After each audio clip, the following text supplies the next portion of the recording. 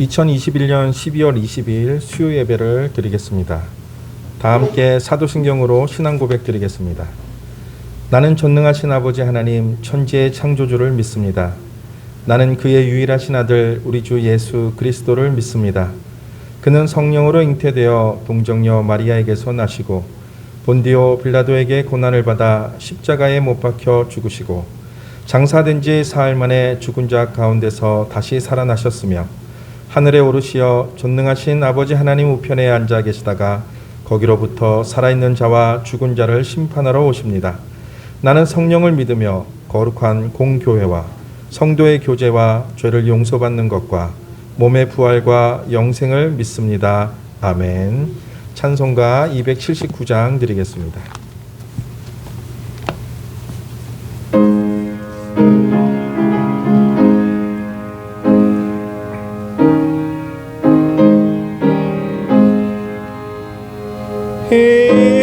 인내하신 구세주여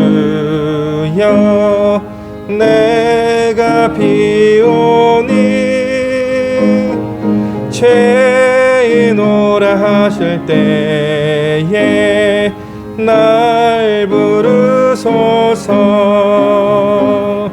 주여 주여 내가 비오니 죄인오라 하실 때에 날 부르소서. 자비하신 보좌 앞에 꿇어 엎드려 자복하고 회개하니 믿음 주소서. 주여 주여 내가 비오니 죄인오라 하실 때에 날 부르소서. 주의 공로 의지하여 주께 가오니 상한 마음을 고치시고 구원하소서. 주여 주여 내가 비오니 죄인오라 하실 때에 날 부르소서. 만복 근원 우리 주여 위로하소서. 우리 주와 같으시니 어디 있을까. 주여 주여 내가 비오니 죄인오라 하실 때에 날 부르소서.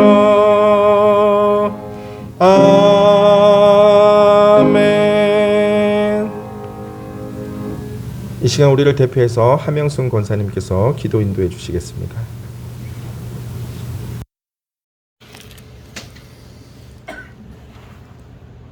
기도하시겠습니다. 영생은 곧 유일하신 참 하나님과 그가 보내신 자 예수 그리스도를 아는 것입니다. 하나님 감사합니다. 그것이 참 죄악으로 말미암아 하나님 알 수 없는 우리 영혼에게 어느 날 하나님 만나 주셔서 예수 그리스도를 주라 시인하는 하나님의 큰 은혜, 자녀된 이 특권을 주신 것 감사합니다. 그 특권으로 주님 앞에 기도합니다. 하나님 아버지, 세상에 죄악이 만연하여 하나님의 하나님 되심을 알지 못하며 오히려 하나님 두려워하지 않는 우리의 이 죄악을 주님 용서하시고 또 주님이 사랑하셔서 택하신 영혼들 모두에게 또 함께 또 이 땅을 위하여 기도하는 큰 은혜를 허락하시니 감사합니다.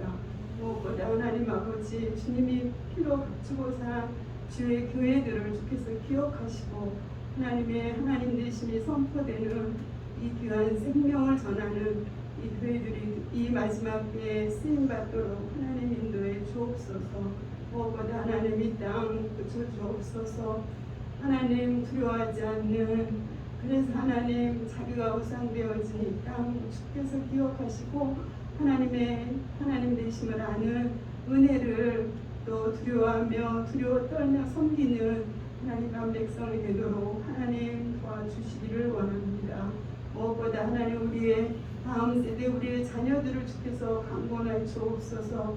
그들의 마음에 하나님 목마름이 하나님 무엇이 이 세상의 것이 모자라서가 아니라 하나님의 알지 못하여 하나님 목마른 저들의 영혼을 만나주시고 위로해 주시고 그들의 앞길을 또 선히 인도해 주시기를 원합니다.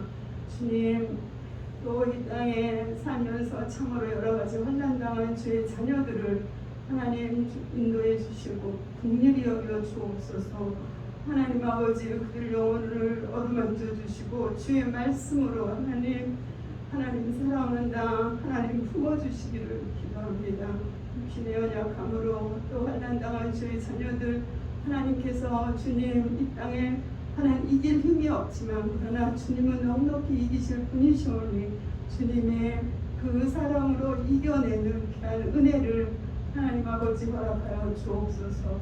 이 땅에 육신을 입고 오셔서 주님 하나님의 이 아들 된 자로 또 우리에게는 하나님께 나아갈 수 있는 화목제물로 주님 친히 오신 것 감사합니다. 성탄절이 다른 것이 아니라 하나님 예수 그리스도가 주되심을 선포되는 귀한 날 되게 하시고 또 우리의 구원자이신 예수님이 높이 불림받는 하나님 귀한 성탄절이 되기를. 그래서 하나님 주님이 지으시고 또 하나님의 형상으로 만드신 우리 인간들에게 하나님 내려주신 한량없으신 그 은혜를 알아 하나님께 굴복하며 자복하는 은혜를 하나님 허락하여 주시기를 원합니다. 주의 말씀이 선포되는 그런 시간, 또 창세기의 말씀 안에 예수 그리스도가 또 밝게 보여지는 귀한 은혜를 허락해 주옵소서. 예수 그리스도의 이름으로 기도드렸습니다. 아멘.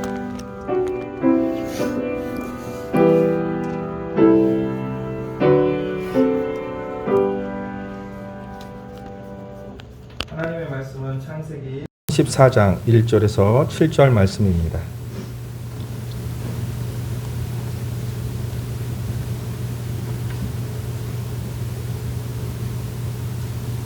제가 봉독해 드리겠습니다.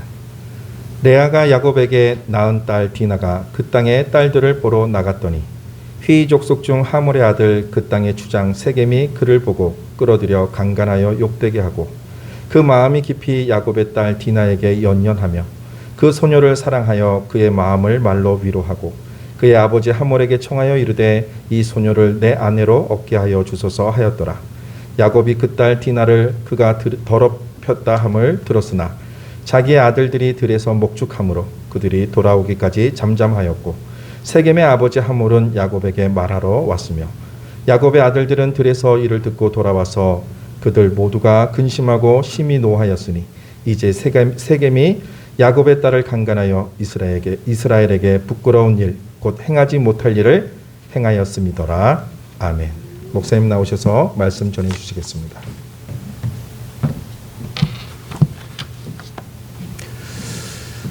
반갑습니다. 네.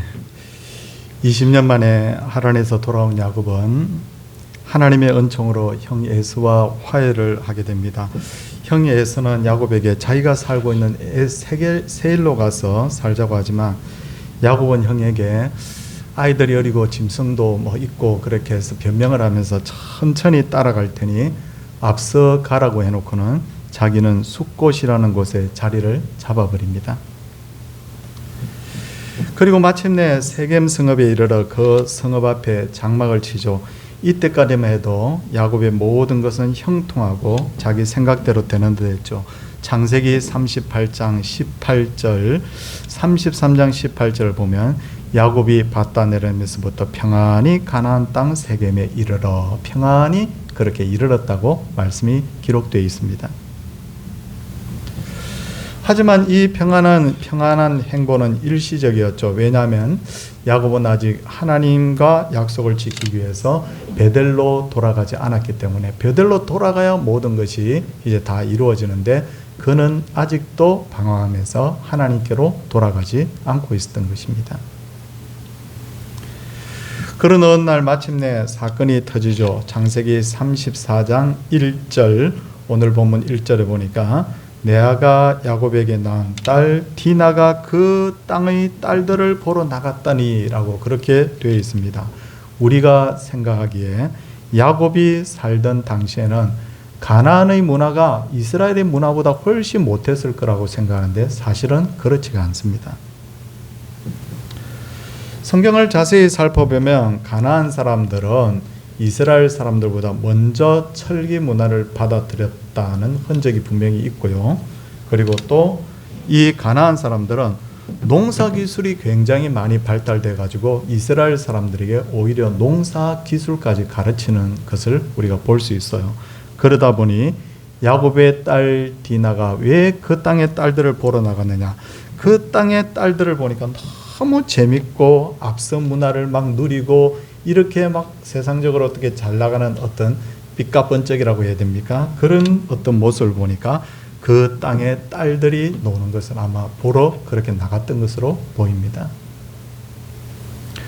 그러다가 디나는 그 땅의 주장 세겜에 의해서 몸이 더럽혀지게 되죠. 근데 우리가 여기서 죄에 대해서 좀 생각해 볼 필요가 있습니다. 사람들은 흔히 생각하기를 사탄 마귀는 굉장히 무섭고 더러운 존재라고 알고 있는데, 네, 맞습니다. 사탄 마귀는 분명히 무섭고 더러운 존재인 것은 분명합니다. 하지만 문제는 사탄이 자기의 그 더럽고 무서운 정체를 숨긴다는 게 문제죠. 그리고는 광명한 천사와 같이 사람들 앞에 나타나는 거죠.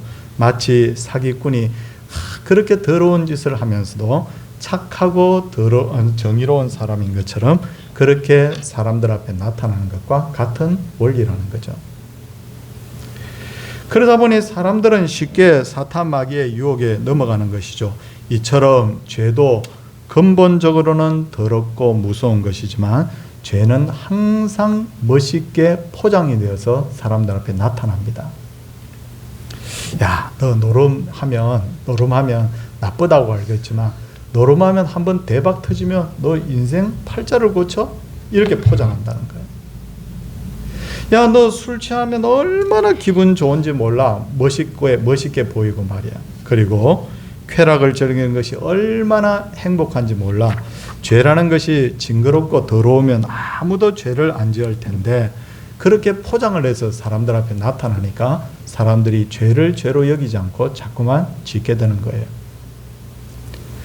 이것은 마치 선악과를 보니 먹음직도 하고 보암직도 한 것처럼 모든 이 세상의 죄는 다 먹음직하고 사실 보암직한 것입니다.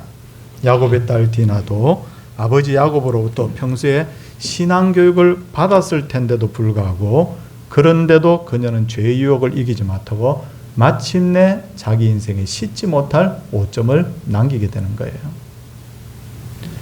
그러기에 우리는 항상 우리 자신과 자녀들이 시험에 빠지지 않기를 위해서 기도해야 됩니다. 나 기도 안 해도 나는 얼마든지 죄 안 짓고 저는 잘 살 자신이 있습니다. 이렇게 절대 장담하지 마십시오. 하나님의 보호하심이 아니면 우리는 죄를 분별할 수 없을 뿐만 아니라 죄를 이길 수도 없다는 것을 알아야 됩니다. 이제 디나를 욕보인 세겜은 디나와 결혼할 계획을 세우고 야곱을 찾아와 가지고 결혼을 허락해 달라고 그렇게 요청을 합니다. 이때 야곱은 굉장히 판단하기가 힘들어졌을 거예요. 딸이 이미 세겜에 의해서 몸이 더럽혀졌으니 그에게 딸을 주는 것도 옳을 것 같고 그렇잖아요. 그런데 또 하나는 하나님을 섬기는 믿음의 백성인 딸을 하나님을 모르는 이방인의 아내로 주는 것은 말이 안 되는 것 같고 야곱은 판단을 내릴 수가 없어서 일단은 침묵을 하게 됩니다. 성도님들, 성도님들께서 만약 야고보의 입장이라면 어떻게 하시겠어요? 참 판단하기 어렵겠죠. 이럴 때 우리가 꼭 필요한 것이 뭐냐면 바로 기도입니다. 기도라는 것은 내가 답을 딱 정해놓고 하나님 내가 정해놓은 답대로 응답해 주세요 하는 그게 기도가 아니에요. 기도라는 것은 뭐냐면 정말 완전히 빈 상태에서 내가 하나님이 주시는 그 답에 무조건 응답할 마음으로 하나님께 답을 구하는 것이 바로 기도입니다. 그런 의미에서 야곱은 온전히 하나님께 도움을 구하며 엎드려야 되는 거예요. 하나님, 제가 이렇게 해야 될지 저렇게 해야 될지 도저히 알 수가 없어요. 어떻게 하면 좋은가요? 라고 그가 하나님 앞에 엎드려 기도했다고 하면 하나님께서 답을 주셨을 텐데 야곱은 기도할 생각은 하지도 않고 고민만 하고 있었던 거죠. 그러자 이 소문을 들은 야곱의 아들들이 들에서 일을 하다가 집으로 돌아옵니다. 그들은 동생 디나를 걱정하면서도 한편으로는 마음에 분노가 가득했다고 되어 있죠. 그죠? 분노이 가득했다고 되어 있습니다. 세겜의 아버지 하몰이 그때 야곱의 아들들에게 결혼을 전제로 여러 가지 그럴듯한 제안을 합니다. 저는 이 하몰이 제안하는 것을 정리를 해보니까 첫째는 뭐냐면 어차피 이렇게 됐는데 이제부터는 서로 민족 간에 딸을 주고 결혼도 시키도록 하자. 막 이렇게 된 김에 이렇게 제안하고, 둘째는 뭐냐면 우리가 소유한 땅 당신들이 마음껏 거주하고 거기서 매매 행위를 해도 좋다. 그게 두 번째 제안이었어요. 그리고 세 번째 제안은 뭐냐면 아무리 많은 혼수와 예물을 요구한다고 해도 그대로 다 주겠다. 진짜 엄청난 제안이죠. 이것은 정말 귀가 솔깃할 만한 그런 제안이었을 거예요. 야곱의 가족들은 아직 가나안 땅에 제대로 자리를 잡지 못했고 늘 가나안 민족들과 갈등의 소지가 있을 그런 위험 속에 있었는데 그런데 그 땅에 마음껏 머물러도 되고 매매 행위를 해도 된다고 그러니까 거기서 서로 매매를 하다 보면 굉장히 이제는 평화로울 뿐만 아니라 많은 이익도 얻을 수 있다는 것을 알 수가 있지 않습니까? 이처럼 사탄 마귀는 사람들을 유혹할 때 항상 그럴듯한 조건을 내세우면서 유혹을 한다는 것을 알 수가 있어요. 그러자 야곱의 아들들은 그들의 제안을 거절하면서 새로운 제안을 내세우는데 그게 어떤 제안이냐? 14절부터 16절까지 오늘 본문 14절부터 16절까지를 보니까 할례받지 아니하는 사람에게 우리 누이를 줄 수 없노니 이는 우리의 수치가 됨이라. 그런즉 이같이 하면 너희에게 허락하리라. 너희 중에 남자가 다 할례를 받고 우리같이 되면 우리 딸을 너희에게 주며 너희 딸을 우리가 데려오며 너희와 함께 거주하여 한 민족이 되리라. 그렇게 하는 거예요. 이렇게 해서 하몰과 세겜과 그리고 그의 족속들은 모두 할례를 받게 됩니다. 그리고 할례 받은 후에 고통이 가장 심하다고 하는 제3일째가 되자 시몬과 레이가 칼을 가지고 그들을 습격하죠. 그러자 야곱의 여러 아들들이 등달아서 그 일에 동조를 하면서 세겜에게 속한 양과 소와 나귀와 그 성읍에 있는 것과 들에 있는 것과 그들의 모든 재물을 빼앗고 그들의 자녀와 그들의 아내들을 사로잡고 집 속의 물건을 다 노략을 합니다. 자, 여기 이 부분까지 보면 정말 인간적으로 통쾌한 보복을 했다는 것을 알 수가 있어요. 하지만 야곱의 아들들의 한 행동은 영적으로 볼 때 큰 문제가 있는 행동이었죠. 첫째, 왜 잘못됐느냐? 한번 생각해 보겠습니다. 야곱의 아들들은 할례라는 하나님이 제정하신 거룩한 행위를 자기들의 복수의 방법으로 사용했다는 거예요. 그렇죠? 그렇지 않습니까? 이거 하나님 절대 기뻐할 일 아니에요. 근데 오늘날에도 이런 일들은 얼마든지 있을 수 있습니다. 가령 한번 생각해 보겠습니다. 자신의 주장을 강하게 관철시키기 위해서 성경을 인용하는 행위. 그런데 바르게 인용하면 상관없는데 이럴 때는 대부분 성경을 이상하게 해석해서 인용하는 경우들이 있다는 거예요. 자기 이익을 위해서 성경을 덜먹입니다. 그런데 어떤 사람들은 또 자기의 이익을 위해서 난 그리스도인이야, 나 하나님 믿는 사람이야, 당신도 하나님 믿는 사람이냐고, 나도 그렇다고 하면서 그렇게 그리스도인임을 자기들이 드러내서 자기 이익을 추구하는 행위. 그리고 또 어떤 경우가 있습니까? 하나님의 이름으로 내가 맹세할게. 하나님의 이름으로 내가 약속할게. 그렇게 함으로써 자신의 이익을 추구하는 행위. 이런 것들은 전부 다 뭐냐면 거룩한 것을 오히려 자기의 그 악용해서 자기 이익을 취하는 바로 할례를 이용해서 복수하는 행위와 같은 행위라는 거예요. 둘째는 야곱의 아들들이 잘못한 것은 선으로 악을 이겨야 되는데 오히려 악을 악으로 갚았다는 거잖아요. 그렇잖아요. 선으로 악을 이겨야 되는데 세상 사람들이 보기에 야곱의 아들들은 얼마든지 정당화될 수 있습니다. 세상의 방법은 당한 만큼 갚아줘야지 당한데도 불구하고 갚아주지 않으면 아유 어리석은 사람 그러죠. 하지만 이렇게 하다 보면 세상은 죄악으로 관영하게 될 수 있다는 것을 알아야 돼요. 성도님들, 우리가 일본하고 굉장히 사이가 나쁘던 영국과 프랑스도 견원지간이에요. 계속해서 역사적으로 영국과 프랑스는 한치도 양보 없는 분쟁을 계속해서 벌였고 영국이 힘이 세지면 프랑스를 침공하고 프랑스가 힘이 세지면 영국을 침공하고 그러다 보니까 양쪽은 오랫동안 해묵은 갈등 때문에 많은 사람들이 피를 흘려야만 했습니다. 야곱의 아들들이 세겜과 그의 족속들을 모두 없애버리고 철저하게 복수를 하자 어떻게 되겠어요? 주변의 민족들이 가만히 있겠습니까? 저 굴러 들어온 돈이 감히 우리에게 저런 행위를 해? 그들은 분명히 야곱을 공적으로 생각을 했을 거란 말이죠. 이것을 직감적으로 알고 있는 야곱은 아들들에게 뭐라고 합니까? 우리 30절 말씀 한번 살짝 한번 보시겠습니까? 30절 말씀해 보니까 야곱이 시몬과 레위에게 이르되 너희가 내게 화를 끼쳐 나로 하여금 이 땅의 주민 곧 가나안 족속과 브리스 족속에 악취를 내게 하였도다 라고 합니다. 그리고 이어서 뭐라고 합니까? 나는 수가 적은즉 그들이 모여 나를 치고 나를 죽이리니 그러면 나와 내 집이 멸망하리라 그렇게 말하는 거예요. 그러자 아들들이 뭐라고 합니까? 31절에 보니까 그들이 이르되 그가 우리 누이를 창녀같이 대함이 옳으니까 라고 하면서 아버지에게 따지는 것을 볼 수가 있습니다. 왜 아들들이 이렇게 아버지에게 대놓고 이렇게 막 세상 말로 들이받고 왜 따집니까? 그 이유가 있습니다. 첫째는 뭐냐? 아버지 야곱의 대처가 너무 소극적이었기 때문에 딸이 엄청난 모욕과 고통을 당했는데도 불구하고 목숨을 걸고 상대방에게 갚아줘야 되는데도 불구하고 아무 대안도 내세우지 못하고 그냥 침묵으로 일관을 했기 때문에 그런 어떤 느낌을 받았기 때문이죠. 그리고 둘째는 그동안 아버지 야곱이 아들들에게 신뢰를 주지 못한 것도 한 가지 원인이었어요. 야곱 한번 보십시오. 야곱은 계속해서 자녀들을 차별 대우하지 않습니까? 레아와 첩에게서 난 아들들을 차별 대우했고 어떤 때는 신앙적으로 행동을 하다가 어떤 때는 인간적인 방법으로 문제를 처리하고 하고 그러다 보니까 자꾸만 자녀들이 볼 때 아버지를 불신하게 되는 거예요. 이 디나에 대한 복수 사건에 있어서 제일 앞장을 섰던 아들들이 둘이 나옵니다.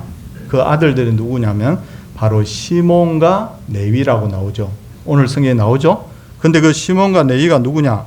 누구의 아들입니까? 레아의 아들이에요. 차별받던 레아의 아들.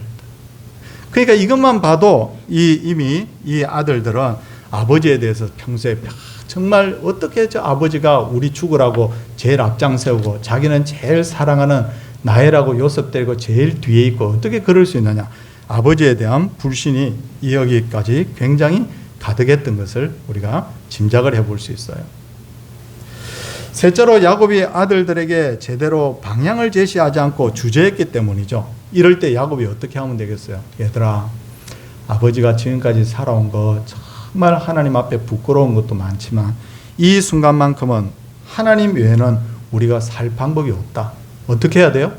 가족들 다 모아놓고 예배하면서 얘들아 우리 한마음으로 하나님 앞에 기도하자라고 그렇게 했으면 이 아들들이 우리 아버지가 좀 달라진 것 같아. 그런 어떤 생각을 가지고 예 아버지 그렇게 한번 해보겠습니다 라고 했을 텐데 여기 성경을 가만히 보니까 34장 전체의 내용을 다 훑어봐도 도무지 야곱이 고민은 하면서도 하나님 앞에 엎드리자고 한 적이 없다는 것을 볼 때, 우리 아버지는 신뢰할 수 없어. 우리 아버지는 너무 인간적인 사람이야. 그렇게 했기 때문에 아들들이 아버지가 야단을 치는데도 불구하고 그들이 이르되 그가 우리 누이를 창녀같이 대함이 옳으니까 라고 그렇게 아버지를 향해서 대항을 하는 것을 볼 수가 있어요. 사랑하는 성도님들, 이제 말씀을 제가 맺도록 하는데, 우리가 살다 보면 인간적으로 참 해결이 안 되는 문제를 만날 때 있습니다. 그렇죠? 저도 보니까 살아오면서 여러 번 그런 일들을 겪었어요. 이렇게 할 수도 없고 저렇게 할 수도 없고 진짜 난처한 그런 사방의 우겨섬을 당했다고 해야 되는지, 혹은 구덩이에 빠졌다고 해야 되나, 그런 어떤 경험을 할 때가 우리가 있기 마련이에요. 그럴 때 우리 성도님들 기억하십시오. 창세기 34장에 나온 야곱처럼 하면 안 돼요. 주저할 필요가 없어요. 내게 답이 없으니 이제 절망밖에 없구나라고 그렇게 우리가 좌절할 필요도 없습니다. 이럴 때 우리가 꼭 해야 될 것이 뭐냐면 하나님 찾는 거예요. 사람이 문제를 다 해결을 할 수 있을 것 같으면 하나님 찾을 이유가 없죠. 그런데 사람으로서는 할 수 없지만 하나님으로서는 할 수 있습니다 라는 그런 고백과 함께 하나님 찾을 때 우리가 기가 막힌 웅덩이의 속에서도 하나님께서 구원의 손을 우리에게 내려주실 줄을 믿습니다.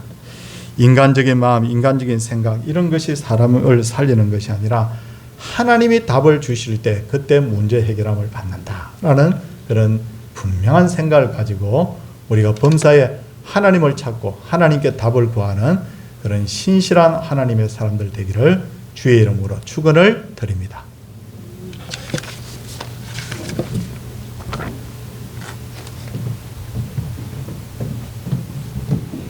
찬송가 263장 드리겠습니다. 찬송 후에 담임 목사님 축도해 주시겠습니다.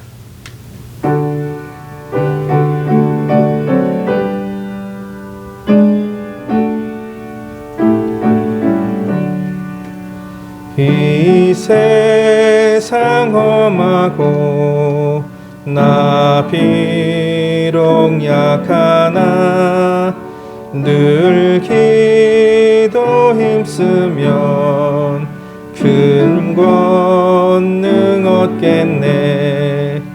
주의 은혜로 대속 받아서 피와 같이 붉은 죄 눈같이 희겠네.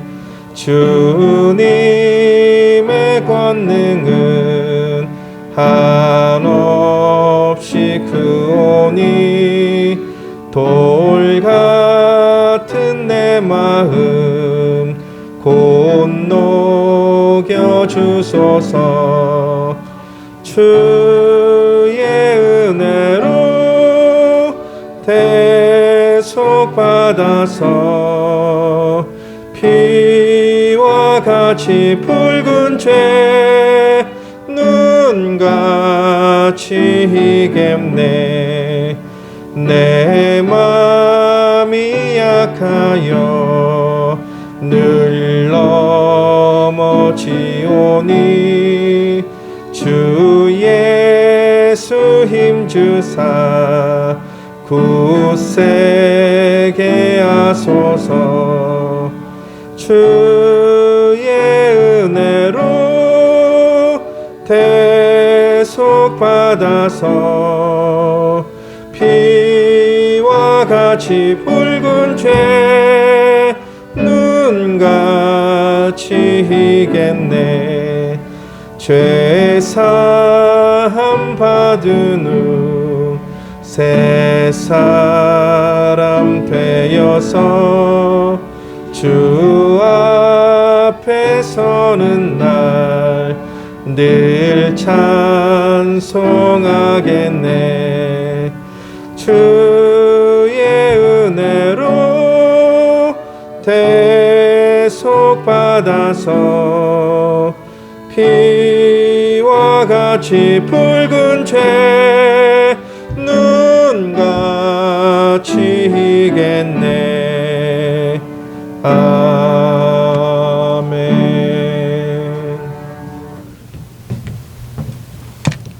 주님, 지금 우리가 당하고 있는 코로나의 문제가 우리의 힘으로는 도저히 해결할 방법이 없습니다. 언제까지 코로나의 위협 속에서 마음껏 예배하지 못하는 이런 상황을 우리가 계속해서 겪어야 될지, 그러기에 주님, 고민하기보다 하나님 앞에 기도합니다. 하나님께서 답을 주시고 하나님께서 교회를 평안히 지켜 주시옵소서. 주님, 자녀의 문제를 어떻게 해야 될지 우리에게는 답이 없습니다. 그러기에 주님, 기도의 끈 놓지 않고 하나님이 응답해 주실 때까지 우리 모두 다가 자녀를 위해 기도하게 하여 주시옵소서. 주님, 우리의 건강의 문제나 생활의 문제도 우리의 뜻대로 되지 않습니다. 사고 많은 세상에서 주님이 우리를 지켜주시옵시고 세상의 풍파에 휩쓸리지 않게 하여 주시고 정말 건강하게, 그리고 하나님 어려움 없이 하나님 잘 섬길 수 있도록 주님 도와주시기를 간절히 소원을 드립니다. 주 예수 그리스도의 은혜와 하나님의 놀라우신 사랑과 성령의 감화 교통하심의 역사가 이 자리에 계신, 그리고 영상으로 예배하는 모든 우리 성도들 위해 이제로부터 영원토록 함께 있을지어다. 아멘.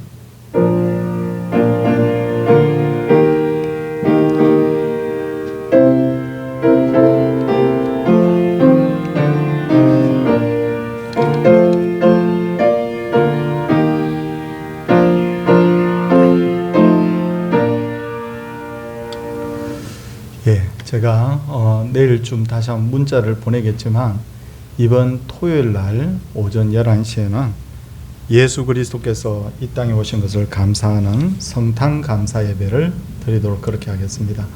성도님들, 우리 교회 30%까지 예배할 수 있기 때문에 누구든지 편하게 다 오셔도 충분히 수용이 가능합니다. 그렇기 때문에 이 시간 꼭 함께 우리 예배했으면 좋겠습니다. 그리고 또 여러 가지 목회 일정이 있지만 이제 다가오는 주일은 2021년 마지막 주일이고, 그리고 31일은 송구 영신 예배로 하나님 앞에 드리게 됩니다. 하루하루 가는 것이 참 아쉽기도 하지만 달리 생각해 보면 저는 하지 않을 생각입니다. 왜냐하면 하루하루가 다 우리에게는 소중한 하루하루고, 그리고 우리는 하루하루 사라지는 것이 아니라 주님을 만날 날이 하루하루 다가오고 있다. 저는 그렇게 소망 가운데 시간을 보내고자 합니다. 우리 성도님들도 함께 기뻐하며 우리 연말을 함께 보냈으면 좋겠습니다. 우리 옆에 분들과 소중한 분들과 한번 인사 나누겠습니다.